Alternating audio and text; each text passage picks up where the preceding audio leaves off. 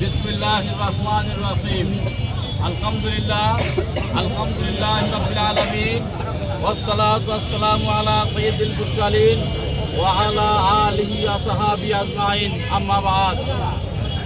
সম্মানিত নেতৃবৃন্দ, ঝিনাইদহবাসীর উপস্থিত একাংশ, আইন শৃঙ্খলায় নিয়োজিত কর্মকর্তা কর্মচারীবৃন্দ, সাংবাদিক ভাইরা, উপস্থিত জনতা, আসসালামু আলাইকুম ওয়া রাহমাতুল্লাহ।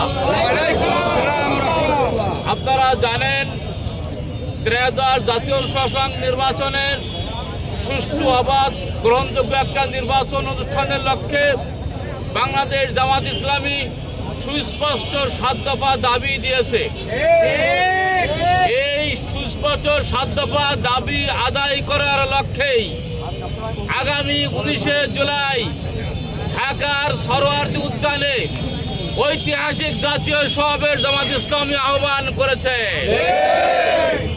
সম্মানিত উপস্থিতি, আমরা সুস্পষ্টভাবে জানিয়ে দিতে চাই, বাংলাদেশের মানুষ 24 সালের মতো নির্বাচন আর দেখতে চায় না, 18 সালের মতো নির্বাচন দেখতে চায় না, 14 সালের মতো নির্বাচন আর দেখতে চায় না। বাংলাদেশের মানুষ অবাধ, সুষ্ঠু, গ্রহণযোগ্য একটা নির্বাচন চায়। বাংলাদেশ জামাত ইসলামী মনে করে একটা সুষ্ঠু নির্বাচনের জন্য পূর্ব শর্ত হিসাবে এই 7টা দাবি মেনে নেওয়া প্রয়োজন। 1 নম্বর দাবি, লেভেল প্লেইং ফিল্ড করতে হবে। 2 নম্বর, জুলাই সহ সকল গণহত্যার বিচার করতে হবে। 3 নম্বর, জুলাই সনদ ঘোষণা করতে হবে এবং তা বাস্তবায়ন করতে হবে। 4 নম্বর, জুলাই অভ্যুত্থানে যারা আহত হয়েছে, নিহত হয়েছে, সেই সকল পরিবারের পুনর্বাসন করতে হবে। প্রয়োজনীয় মৌলিক সংস্কার করতে হবে। পিআর পদ্ধতিতে নির্বাচন দিতে হবে। 1 কোটিরও বেশি প্রবাসী ভোটার রয়েছে, সেই ভোটারদের ভোটাধিকার নিশ্চিত করতে হবে।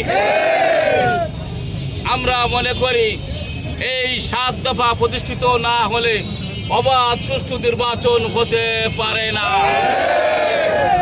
অতএব এই দাবি আদায়ের লক্ষ্যে দল মত নির্বিশেষে আমরা সবাই সেদিন ঢাকায় যাব। আপনারা রাজি আছেন তো?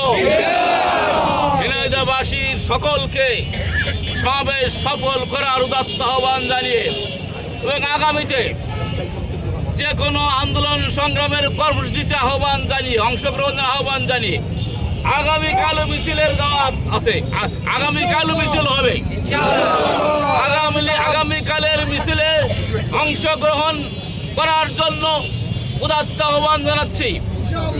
আগামীকালকের মিছিলে আরো লোক আনতে হবে, আরো বেশি লোক নিয়ে এসে প্রোগ্রামটাকে সাফল্যমণ্ডিত করতে হবে। আমরা এই প্রোগ্রামের মাধ্যমে বাংলাদেশের প্রত্যেকটা নাগরিকের মুখে মুখে এই 7 দফা দাবি আদায়ের জন্য জনগণের মুখে ভাষাগুলো তুলে দিতে চাই, যাতে সবাই বুঝতে পারে এবং দাবি আদায় হতে পারে। সম্মানিত ভাই সব, আমি আর কথা বাড়াচ্ছি না। আগামী দিনে যে কোনো কর্মসূচি এবং আগামীকালকের বিশেষ করে মিছিলের কর্মসূচি সফল করার আহ্বান জানিয়ে আমার বক্তব্য এখানে শেষ করছি। সাথে সাথে আজকের সমাবেশ এখানেই সমাপ্তি ঘোষণা করছি।